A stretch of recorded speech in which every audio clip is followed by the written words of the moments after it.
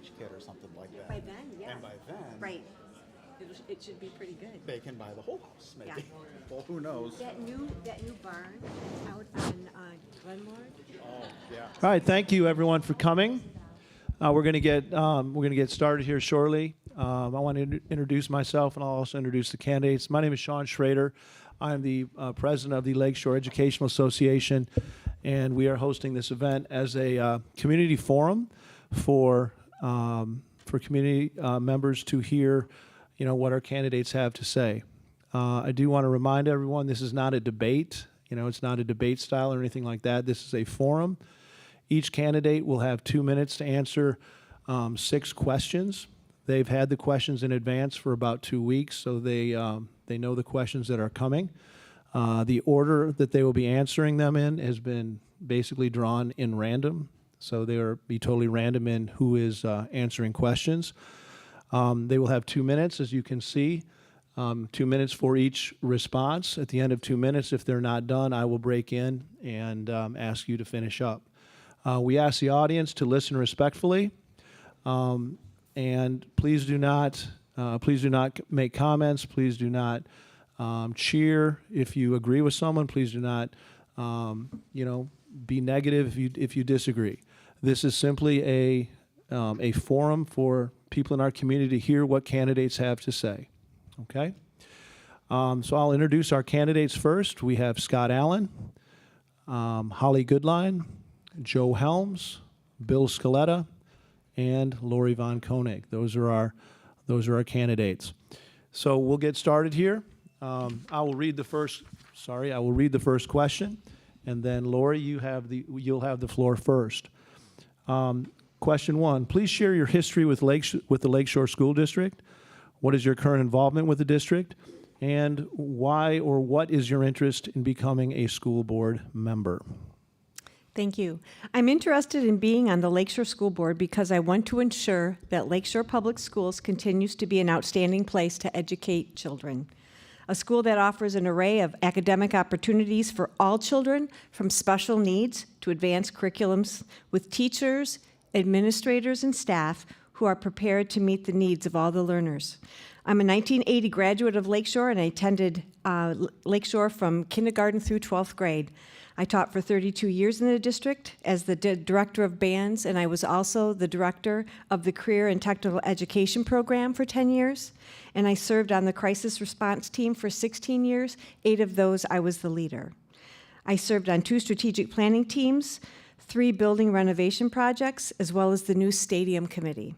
I am currently a member of the Lakeshore Excellence Foundation, and I'm the vice president of the Lakeshore Band 501c3 nonprofit board. Both of my children attended Lakeshore for their entire education and graduated in 2006 and 2010. I'm looking forward to my 3 grandchildren attending Lakeshore beginning next year and concluding in 2038. I was the first recipient of the Lakeshore Distinguished Alumni Award. Thank you. Thank you. Next up is Scott. Thanks, Sean. So the history with the district is we've lived here for 18 years, my wife and I. We have 2 children that attend school here and have done so since kindergarten. We have a son who's a junior this year playing football and baseball. My daughter is in 8th grade, and she plays or runs cross country and is involved in the school in a number of different things. So we've been involved with the school district for quite a long time. My wife works in the guidance office here at the high school. Been involved in the community on both the LYBSA and Rocket football boards, as well as coaching within both of those organizations. So you could kind of say that we bleed Lakeshore wholeheartedly, and sometimes with the kids, literally. But we love this community. What drew me to the board was seeing a need at the time. There weren't nearly as many candidates at that time running for election, but there was a need, and I had served the community in many other boards and things that, leading up to it. So I saw an opportunity to continue to serve the community, something that my mom taught me a long time ago, serving the city of Pontiac in many different ways where we grew up. So that's what brings me to this school board. And I am a current trustee on the board Done so for the last 2 years, so my record's kind of out there is how I stand and how I do things. Thank you. Joe, next up. First, thank you for inviting us here tonight. This is really wonderful, giving us the opportunity to share more about ourselves. I'm relatively new to the town of Stevensville. However, I have lived in the community, and I've worked in this community for over 30 years, minus a couple overseas tours. I'm very much a part of this broader Lakeshore community.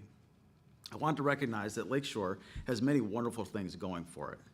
Some exceptional teachers that truly care about their kids. The CTE program is absolutely phenomenal. Things like HVAC, robotics, CAD. Now we have woodshop. Woodshop's back this year. That's fantastic. A lot of these courses I wish I had access to when I was in high school. Most of them didn't exist, though. My interest in becoming a school board member is deeply personal. I have many friends who are part of the Lakeshore District. In recent years, I've been inspired by their pride in this district, but I've also been listening to their struggles and their concerns. So I want to acknowledge the good while encouraging or recognizing that there is always room for improvement. I'm on the ballot to bring diverse thinking to the board and to be an involved advocate for students, staff, and especially the parents. Thank you. Bill, you're up next. I came to Lakeshore as assistant principal in 1991 and then became principal in 1992 when Ed Riley retired. My son came along with us and he graduated in 1994. But prior to coming to Lakeshore, I was a teacher, counselor, and coach at Muskegon Catholic Central. And then in 1979, I became the assistant principal athletic director at Manchester High School. In 1983, I got my first principalship at Marsalis in Marsalis, Michigan. Having spent over 50% of my educational career here at Lakeshore, I'm committed to this district and want what's best for everyone involved, students, teachers, parents, and the community. And as you know, last October I was appointed to Tanya Jenke's position, and that's the 4-year term that I'm running for. Thank you. Great. Thank you, Bill. Last is Holly on this question. Good evening. My name is Holly Goodline. I'd first like to thank the LEA for the invitation to tonight's forum. I'm very honored to be speaking at the first ever LEA candidate forum. I do feel that I need to say that online it is very clear to see who the teachers union supports. I'm clearly not one of those candidates that they support. I still wanted to come here tonight so you could hear the answers to my questions that they came up with. I think it's important that even if I don't have an endorsement from the teachers union, that you still hear my side of the story, and I am a teacher. So I just wanted to let you know that, and thank you for the invitation tonight. I've been a resident of Berrien County for my whole life, but my husband and I moved to Stevensville from St. Joseph, Michigan 5 years ago so our son could attend Lakeshore Public Schools. My current involvement in the district is that I am a parent of an elementary school student. I am, I also have a younger child at home. She is 11 months old, who at some point most likely will be attending Lakeshore Public Schools. So we are very invested in this district that we have just started our children's educational career in, our child's.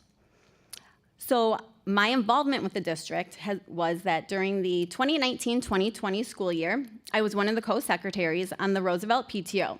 I have volunteered in the lunchroom, and I've also helped out with the Fall Festival. I try to volunteer in my son's classroom as much as I can, and have since he started kindergarten. But being a teacher myself, it's not always easy to be able to take time off of work. And let's face it, with the past few years with the COVID restrictions, it's not always been possible to volunteer in a classroom. My involvement in the district is not going to be as extensive as the other candidates that are sitting up here next to me. That's because I'm a young mother. My child is only in 4th grade.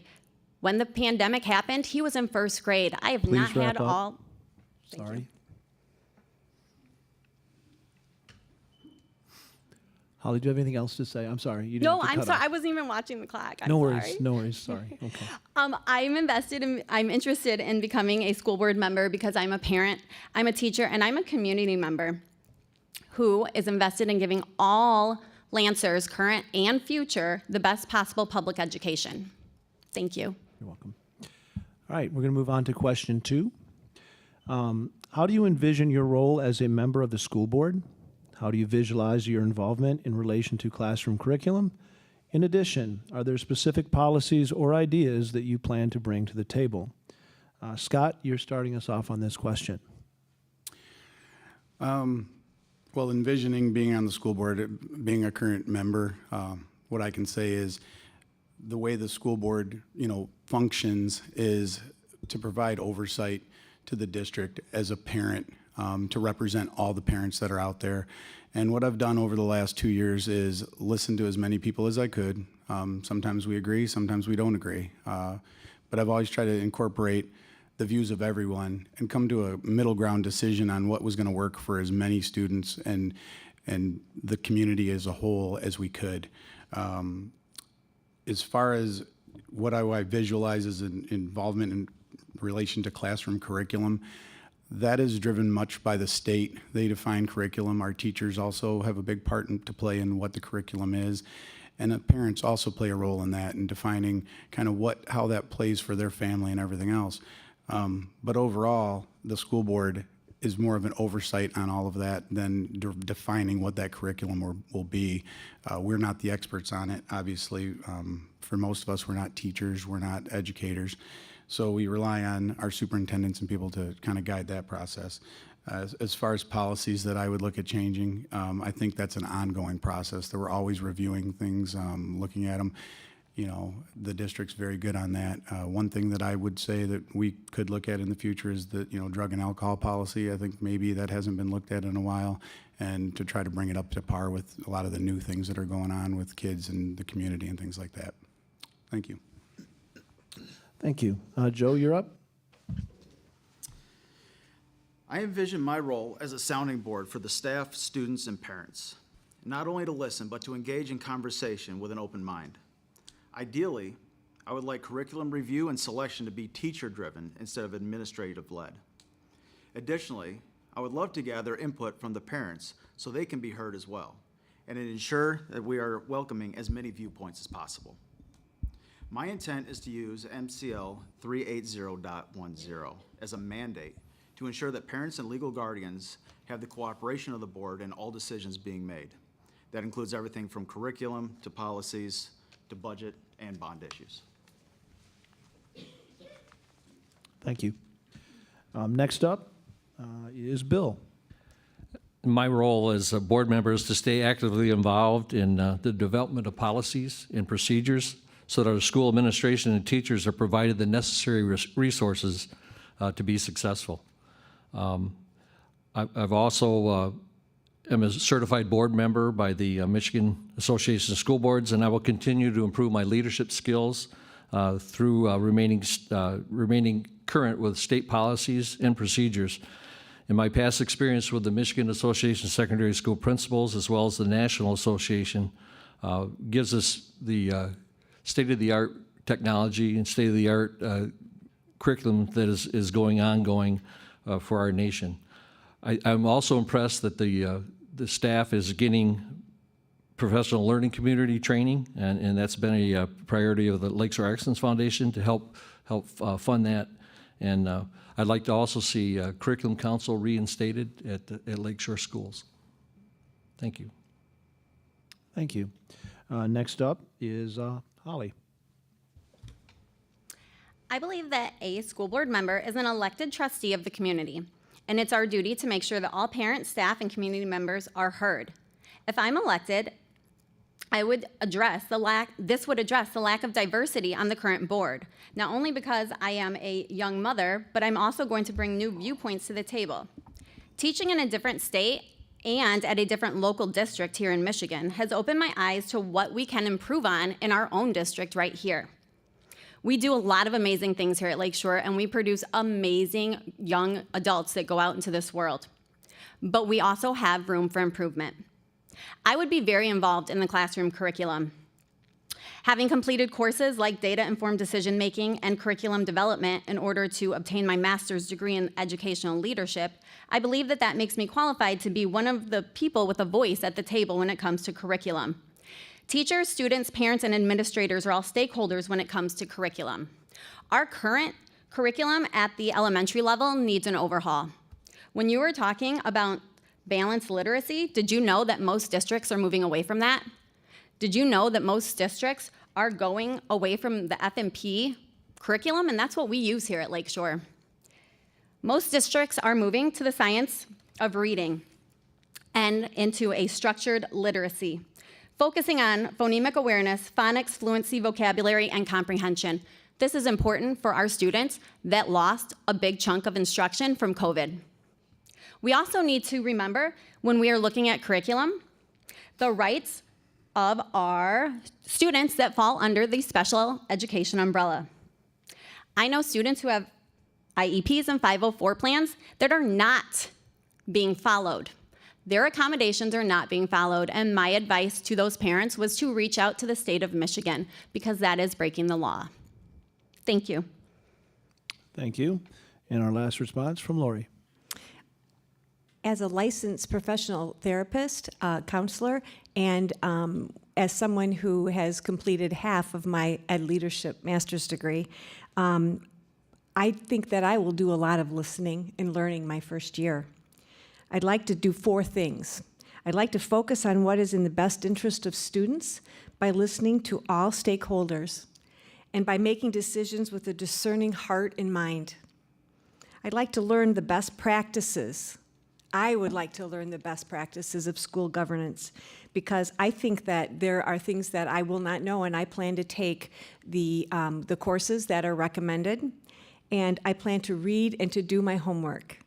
I like being a lifelong learner.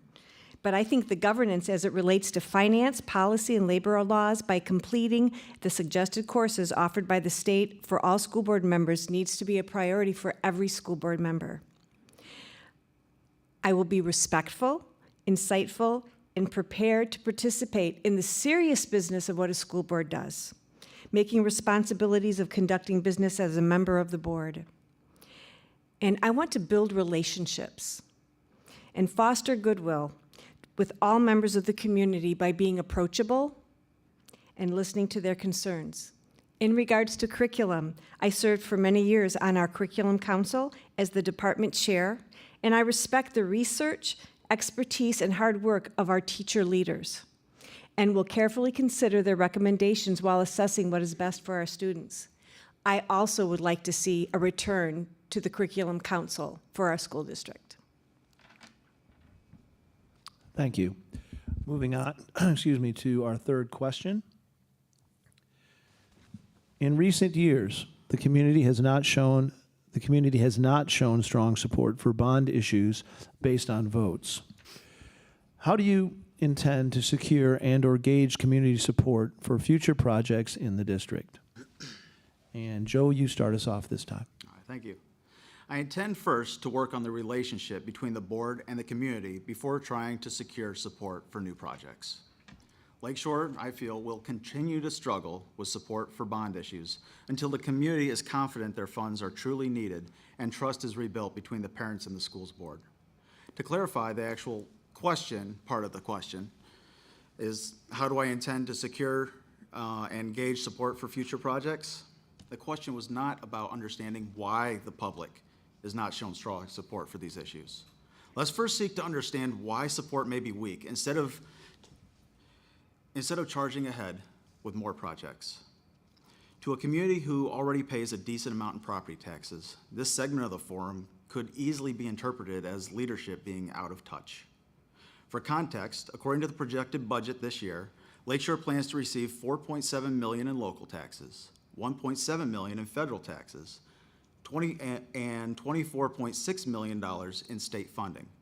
These totals don't include different grants or the gracious and incredibly generous donations the school has received. The past and current budgets tell me Lakeshore is consistently well-funded, and for that reason, I don't see any reason to raise taxes. Thank you. Bill, you're up next. As a member of the Lakeshore Excellence Foundation, our message has always been the disadvantage that Lakeshore Public Schools has had due to their state funding being at the bottom 25% of the state of Michigan. Fortunately, though, our funding is finally catching up and is being equalized throughout the state of Michigan. I also think our real challenge with the bond issue is to clarify just how much has been donated by the Cohn family, the Lehman family, the Stockman family, and the Lakeshore Excellence Foundation over the past several years. I think that needs to be pointed out. Hopefully, our recent community survey will provide us with the necessary information to move forward with a bond proposal. And just remember that bond money stays here in Lakeshore, does not go to the state. Thank you. Thank you, Bill. Holly, you're next. I think it's going to be hard to get a bond passed when you're asking parents for more money, but you didn't talk to parents about changing the start time of the elementary education buildings for this year. That's a big issue. If you're not talking to parents, why do you keep asking for more money, for bonds to be passed? Having 3 community forums and sending out a survey, that's not enough communication with your community. Not at all. You would need to be out in the community constantly. You want that bond to pass, you need to be talking to your community members. You need to be at Martin, you need to be at Sandra K's, you need to be everywhere. And that's the job of the superintendent, honestly, for him to get this bond passed. He should be out there promoting this. He should be out there telling you exactly what your students are gonna get if this bond gets passed. That should light a fire under us parents. Like, yes, we want that for our student, but we don't see that because we had 3 community forums and 1 survey that was sent out. So until we're out in the public more, the superintendent is, and really promoting what a bond's gonna do for Lakeshore Public Schools, as a parent, I'm not gonna vote for it until you show me exactly how this is gonna better my child's education. Thank you. Thank you. Lori, you're next. I've worked on 3 major bond projects in the 32 years that I was Lakeshore, and it is a difficult task. It is difficult when you have forums and you invite people and you communicate via newsletters and email, and people don't show up. And I think that's really one of the challenges that we have, is when we give the opportunities, we have people that aren't coming. Our community does not rubber stamp bond issues. And they do support the school when a clear and defined need is presented. And I learned that as being the director of bands. If there was a clear need, then parents would step up. But they have to be communicated with, but they also have to be engaged enough to be the part who is receiving that information. I think the challenge has been, and still is, getting accurate information to the voters and showing the need, and for the parents and all community members to be invested enough to read the literature that is sent home and to come to the forums that are presented. Thank you, Lori. And Scott, you'll finish up this question for us.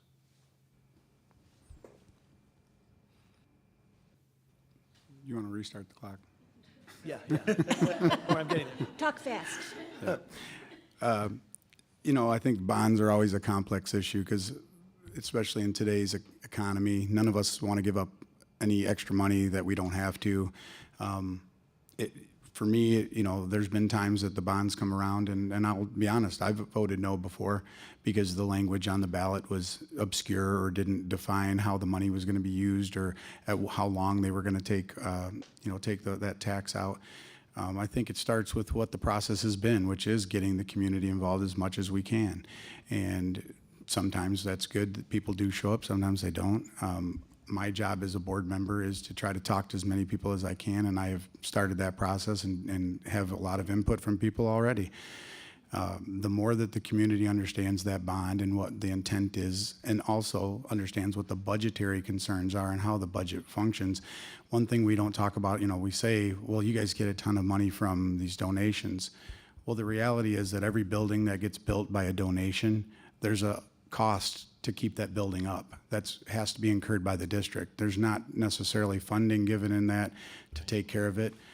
You know, you can get a brand new football field, but then that has to be taken care of over time.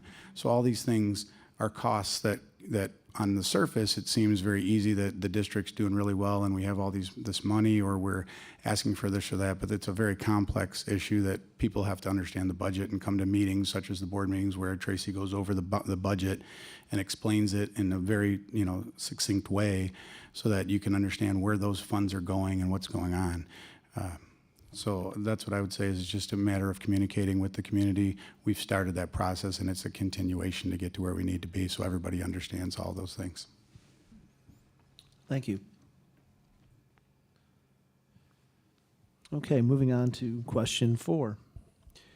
Our district has committed to working on diversity, equity, and inclusion.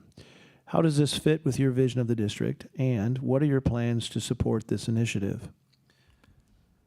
Bill, you're up first. Well, the issue of diversity, equity, and inclusion have always been a priority for Lakeshore Public Schools.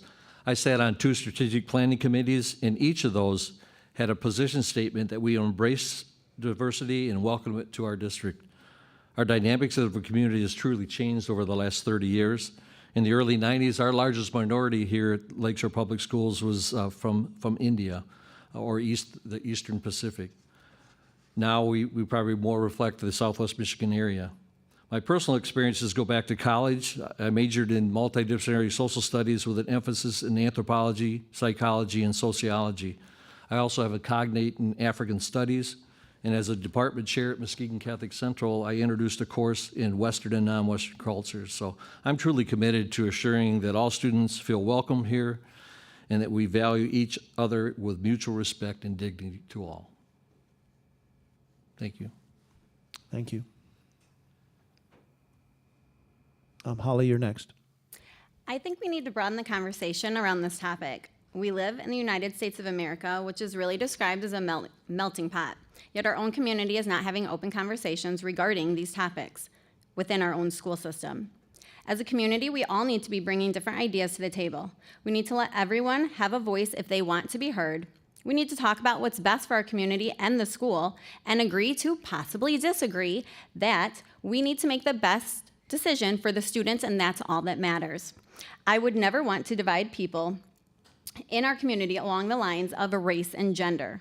Let's have a willingness to discuss different ideas and work together to make Lakeshore the best school it can be. I also feel that taking classes like gender issues in education, family social issues, school and community relations, and cultural competency will also help me with this issue in our district and this incentive. Thank you. Thank you. Lori, you're next. This morning, we had an LEF meeting, and we had training on diversity, equity, and inclusion, which was really good, and I appreciate the efforts that Jim Roberts has made in being the chair of that. I think that we are all different, but we want to be included and we want to be treated fairly, and that's the bottom line. You have to realize that education is not built for everyone. It's not set up that way, and I think that needs to change. Students are coming into our schools with different life experiences and different circumstances. So you see, we're not all starting at the same spot. With the goal of making every child successful in achieving their own personal goals, I think we have to offer various tiers of support and resources that creates opportunities for all our students to reach an equal outcome. So I think we have to think very creatively on how we can meet those needs, whether it's remediation, whether there is different things offered at the elementary school. There's so many things, and there's so much brainstorming that can occur. And I think we really have to do some serious research on how to get these kids to all be on the same level by the time that they graduate, but they're not going to come in equal. And I think that's where my heart is. It breaks my heart when I see kids that do not have the advantages that my own kids had. And I think that we need to be very, very careful when we make plans that we are considering how some of these families feel. Thank you, Lori. Scott, you're next. I think the districts started the process with DEI with reaching out to the community first and foremost, trying to get input from parents, from the community at large, to kind of guide the process with that, so that it fits our community for what works here. You know, you can see in the media and everywhere else places where it isn't working necessarily in the best, you know, light for their district as a whole, and can be divisive at times. But the way that I support it is I look at it this way. We want every single student here to succeed. Sometimes that's an easy one. You know, a student just succeeds on their own. Other times that student might need a little bit of help from a teacher. And other times they may need a lot more than that. I think that anyone who is really against DEI as a whole, you need to look at the things that are already out there that are doing the diversity, equity, and inclusion right now. 504 plans is one example of where we're aiding students and giving them what they need as an individual to get the same outcome as somebody else is, if they can. So that's just how I look at it, is what can we do for each individual to kind of help them in areas that they might need help. Thank you. And Joe, you'll finish up with this question. All right, thanks. We can all agree that a diverse and inclusive environment on its face is a positive thing. Racism has no place in education or anywhere. But when we talk about equitable education, if that means Johnny gets an A and Susie gets an A, but it doesn't matter how many questions they got right on the test, we're doing these kids a disservice. We need to be teaching kids that there are consequences to how hard you work at something. If you prepare for things and you do your assignments, you pay attention in class, and this will be reflected in your grades. But if you do the opposite, that's going to be reflected in your grades as well. Lakeshore has a tremendous amount of pride in their athletics. They should. Think about what the athletes do. They train, they work out, they constantly practice. Think about that lineman that's trying to bench 250 pounds. That's hard. It takes a lot of work. But it's required for that lineman to get stronger and to build a better winning team overall. Would we tell our football players, oh, you don't have to lift all that weight because you may not be able to lift as much as your teammates? No, we'd encourage them to work harder, to persevere, to adapt and overcome. So why would we apply a different mentality to academic work than we do to athletes? It's true, some of the kids come from great homes and have great support, but it's also true that many have terrible support at home, and it's not fair. But we help our students by teaching them to be persistent and resourceful so they can overcome this sort of fairness.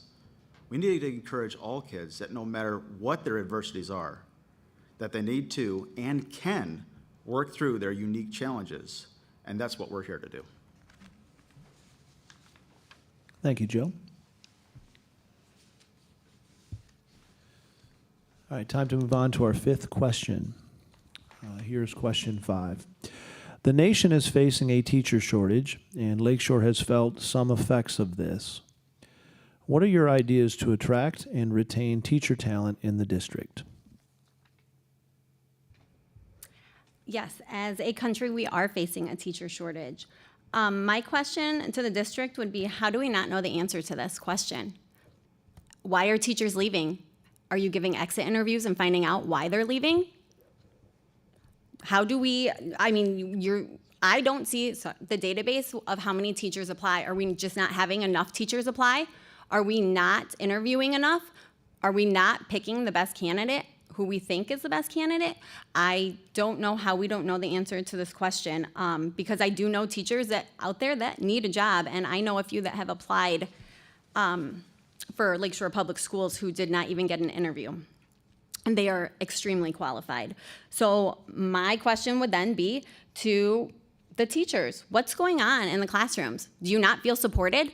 Do you not feel that discipline is being taken care of? Because that's what's happening in most schools right now, is that discipline, what's our policy on discipline? Because most of the time right now, it's honestly, it's a joke. We want to keep kids in the classroom, so a teacher's going to send them to the office. They're going to be back in that classroom in 5 minutes doing the same thing they were doing when they were sent down. 100% it's happening. You have teachers that cannot wait to retire or that are done at the end of the year, or some of them don't even make it to the end of the year right now because of how bad the behaviors are in the classroom. So my guess would be is that we don't have a strong enough discipline plan and policy in place to retain our teachers, where teachers feel supported and backed and want to stay in the classroom. Thank you. Thank you. Lori, you're next.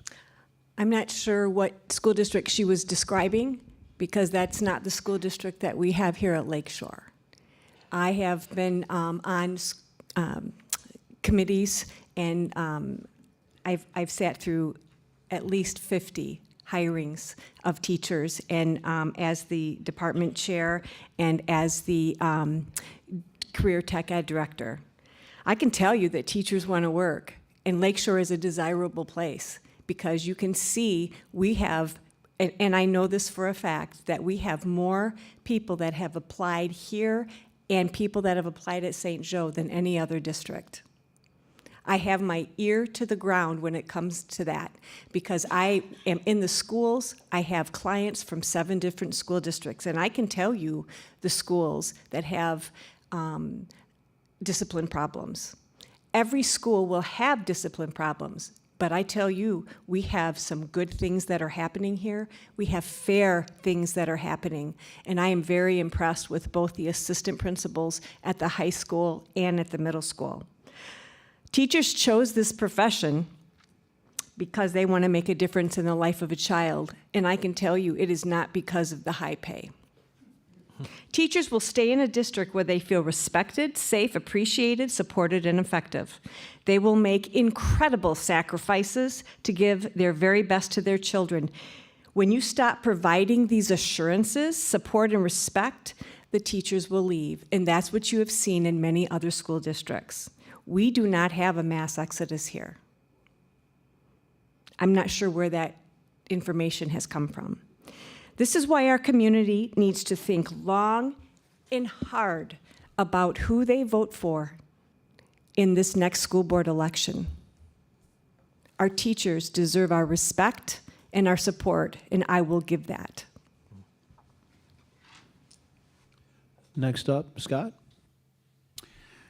I think on a whole, we've seen it nationally that there is a lot of teachers exiting the profession over a lot of what's been said already. But I would agree that in our district here, we haven't had any mass exoduses or anything like that. We've had some, teachers step down for different reasons.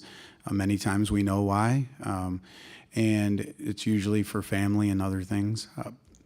We're very blessed to have a large, robust amount of applicants whenever there isn't an open position.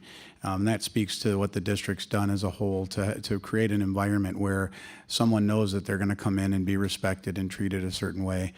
We've done a lot over the last number of years as a board and as other things to work with the teachers union, with the teachers, to kind of create the best environment for them, for a working environment that they can give the best education to our kids, but also provides them with a very flexible and nice schedule so that they can do the things they need to do to be better educators. And those things all are tangible to the teachers when they're coming into a district like ours. They see what we're doing to better them as a professional, and those are the kind of things that we can work as a district to continue to bring in good quality teachers and set that example. If the board, were to change things and try to make it divisive to teachers, then that's when we will see a mass exodus and lose a lot of teachers over that. And that's not what we want. We want to make sure we continue the process we've had in place for many, many years that's brought the teachers here that are just great. I can speak to that because my kids have come up from kindergarten and are in high school now and middle school. And we've had nothing but great teachers. And I come from a district where, although our teachers were passionate, it wasn't always that way. Thank you. Joe, you're next. I'm sure any teacher would tell you that 2 minutes is not enough to fully answer this question, as there are a myriad of causes and solutions to this issue. I do understand that not retaining teachers represents a substantial financial loss for the school district, and this should absolutely be a top priority. From what I've looked at, I've learned schools across the nation are implementing a range of programs targeting key issues of teachers leaving. These initiatives cannot assume a one-size-fits-all approach, but it should embrace some creativity and some out-of-the-box thinking. Beginning with an assessment of working conditions in our school, we can develop actions tailored to addressing the critical non-retention factors that they document. Best practices should include trying various initiatives to monitor their effectiveness and sticking to retention efforts regardless of budgetary or leadership challenges. Thank you. And Bill, you will finish this question. The Michigan Association of School Boards legislative agenda this year has included a big portion of their efforts for teacher shortages, and it's going to remain so throughout the school year. Also, LEF has committed funds to assist in the recruitment of new teachers. And personally, I monitor our positions that are open here at Lakeshore, and I reach out to our former Lancers and get them to apply. And that's how we got our assistant band director this year, Chris Grappes. So I continue to keep in touch with those people. We do need to find the best teachers out there, and I think we do a pretty decent job of that. So, thank you. Thank you. Moving on to question 6. Here is question 6. School boards nationally have been facing some issues with divisive community relations. How would you, as a board member, work to unify the district's vision so that all community members feel comfortable supporting our schools? And First- Joe, Joe, you're starting. Sorry, jumped the gun, my bad, I'm sorry. First, thanks for bringing this up, because it shows that, it is a recognized issue and problem.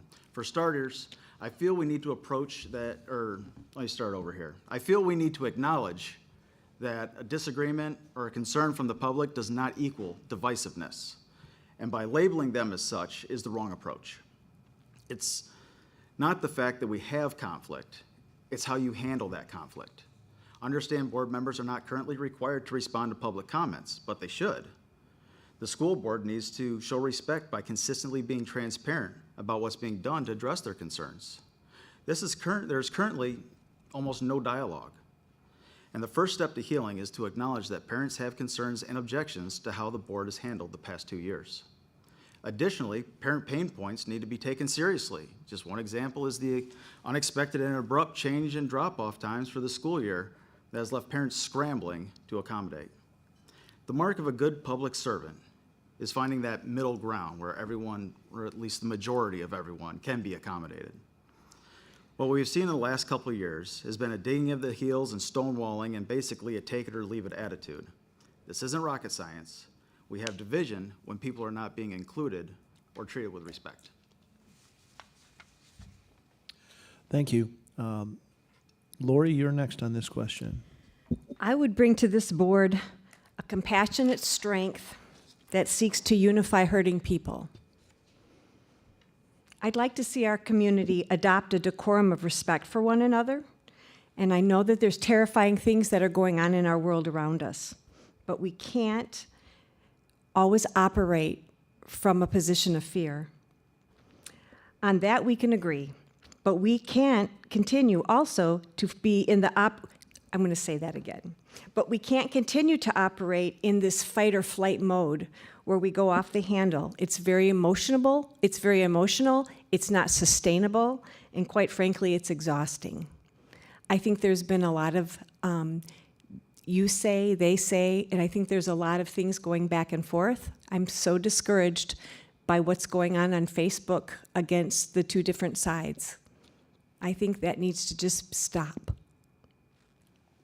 I think we need to focus on what's actually happening in the here and now, not what's going on in the San Francisco or the San Diego school districts. I think we need to be honest. I think we need to say, is this happening in our school district? And then let's have proof of it and let's together. If you said to me that there was something going on that you were upset about and it was inappropriate for a particular age group, I probably would agree with you. But let's talk about it. Bring it to the table. Let's have proof. And I think that we are out of control with what we're saying, what we're posting. We need to focus on what's actually happening in the here and now. So perhaps the unifying work is not convincing someone to adopt my vision, but instead creating a shared vision of what we want to be. Thank you. Scott, you're next. It has been a divisive 2 years sitting on the board. And I've done everything over those 2 years, meeting with those that wanted to speak to me, to spend multiple hours at times discussing things and trying to come to some type of understanding. I won't say agreement, because the reality is sitting on this board for any of us means that we can come with our own opinions, we can come with our own belief system, but at the end of the day, that's going to guide us in our decision process. But we also have to encompass as many people as we can in the views and try to come up with what is a blended answer that encompasses all of our students. That's not always easy. And it's always going to create a divide where someone's going to feel like their way was the only way and that they weren't heard. And the next answer is it's going to turn it completely around, as we saw with some of the masking things where policies changed quickly. The reality is that the mainstream media pushes all of this agenda and makes it that it's something going on in our community when it's not. My kids have come through the district. I've never had any of the issues that are thrown out there in the media left and right. And a lot of the things that are brought up locally where someone says, I know this is going on. Well, you know, there's policies in place that you can go on the school board website right now and find the policy on how to review something, how to look at the curriculum, how to look at anything. The processes have been there for decades because the parents are able to be involved in the district and to do things and look at and review things. So how do we solve that? I think it's by doing what I've done for 2 years now, which is trying to communicate with as many parents as I can to get them to understand where we're at and what the processes are to resolve issues when they come up, so that they don't feel like they're left out, that they feel like they can bring something up when it needs to be. Thank you. Holly, you're next. Aristotle once said, "The mark of an educated mind is the ability to entertain an idea without believing it." In a diverse society, not everyone's going to be happy with policies. The job of the board is to make sure that everyone does, though, feel heard. It's not the source of the conflict, it's how the conflict is handled. It is the job of public servants to find common grounds instead of digging our heels in and taking it with a take it or leave it attitude, which is how it sometimes seems to be taking place. We have division when people feel that they are mistreated and not treated with respect at all. If I was on the board, I would want to meet with community members monthly, not at the school. I just would want to meet them out in the public to hear what they have to say, how they feel about what's going on in schools. Have they heard something? Do they just want to be heard and say something that they might not want to say at a school board meeting? All community members deserve a voice. They pay taxes. They are invested in the school system. That's why they live here. I do want to say, though, that our community right now, there's no respect for anyone that is sitting up here. My family, my children, and myself have been called names on social media that I won't even repeat because they are so disgusting. But this was the first time I've ever heard someone on the opposite side ask for it to be stopped. It's been going on for a really long time. And I think that it's just not okay. And I think that everyone is entitled to their opinion. They're entitled to vote for who they want to vote for. They're entitled to believe what they want to believe. That does not give you the opportunity to attack someone over them having a different belief that you have. My children are not Nazis. Thank you. Bill, you're to finish this question. Well, as a former government teacher and history teacher, our nation was built on collaboration and compromise. So as we move forward, I hope we can all agree to have great discussions and dialogue that keeps the mission in focus, and that's our students here at Lakeshore Public Schools.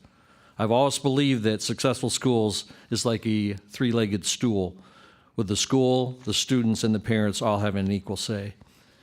And being a Rotarian, I think in every issue, I give it the four-way test.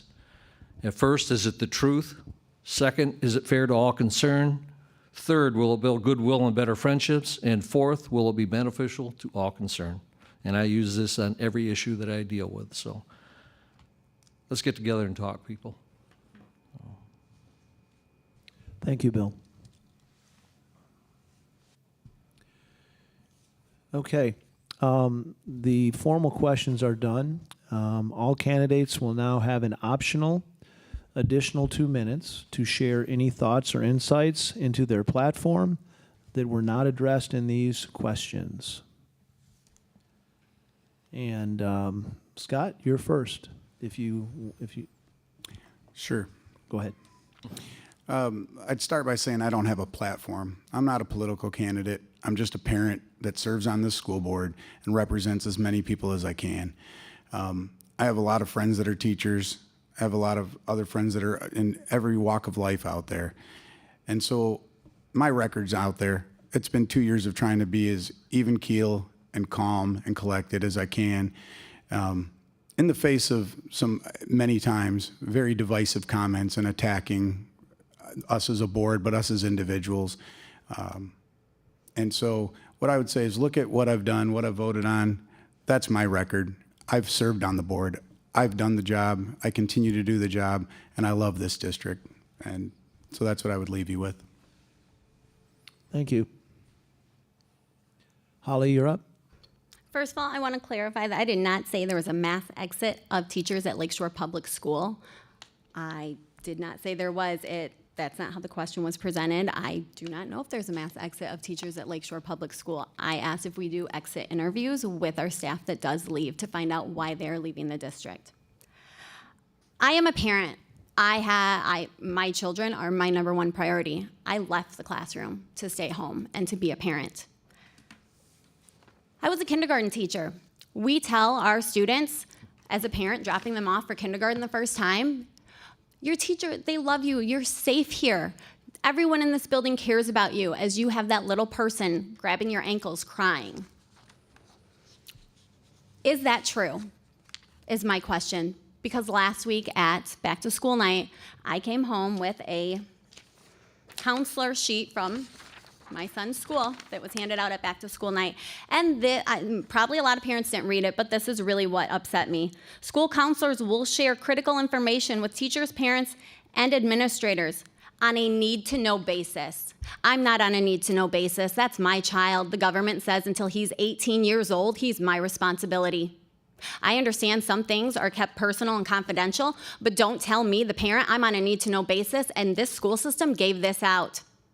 I also know that this school system is not following 504 plans. They are not meeting accommodations. Where's the accountability? Where is the line drawn between your board and your Lakeshore Excellence Committee? Because they seem really intertwined. I'm gonna fight and advocate for all students because I fight and advocate for my own, because I have a passion for education, and I'm not gonna let my child not get the best education they deserve in an amazing school system. But here we are 2 years post-COVID. Where's the technology? My kid doesn't know how to use a computer.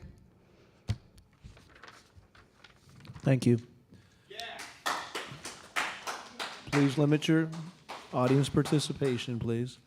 Bill, your final remarks. People ask me why I'm doing this, you know, like I should go to Florida and like some of my friends, or go to Arizona. But I do it because it's my passion, it's my life. I've committed to this district. Grew up in Hartford. My grandpa worked the Benton Harbor Fruit Market for 30-some years. So I know the area, I feel at home here, and I just want to do what's best for our Lakeshore students. So even though I'm running unopposed, I'd appreciate your vote. So, thank you. Thank you. Joe, final remarks, please. All right. Well, again, I'd just like to thank you for the platform and for us to come out and share our ideas, even if not everyone necessarily agrees with it. Like Lori said, I know a lot has been said on social media. I don't really do social media, so I don't see it. I hear about it, but I don't see it. And you're not going to hear me engaging in endless keyboard battles with some basement troll. So please just keep in mind what I'm saying here tonight. It's really very simple. I'm here to represent parents and voters who have felt alienated over the past last years, to bring common sense solutions and a fresh perspective to the establishment here, to serve this community in a meaningful way, and to help improve the relationship between the board and the parents. And that's why I'm running for school board. Thank you. Lori, please finish up. My heart is in creating a safe place for kids and a good place to work. You need to know that not every child is fortunate enough to have the parents in the homes that are safe and as loving as maybe the home that you have. We're discussing things tonight that some of our Lakeshore families, it's not even on their top 20 things to worry about today, because they're so busy carrying on so many other burdens.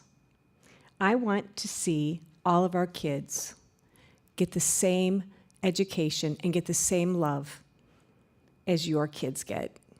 I also think that, Joe, I could work with you.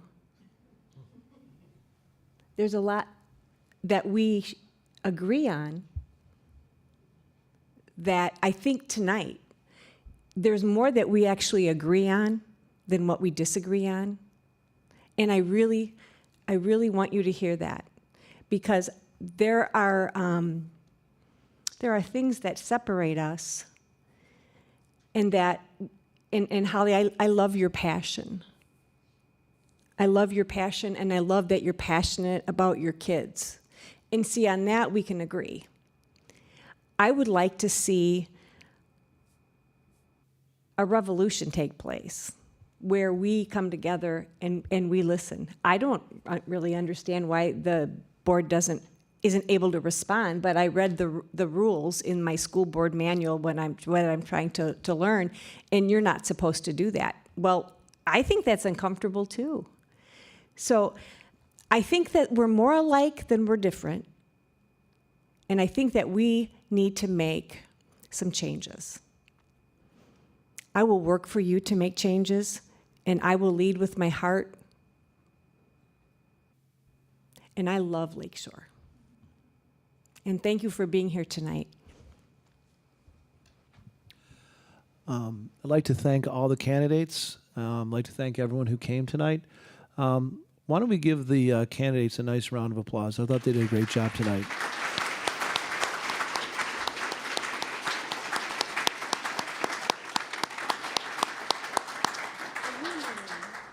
Thank you, everyone. This concludes our forum. Thank you for coming. Everyone have a good evening.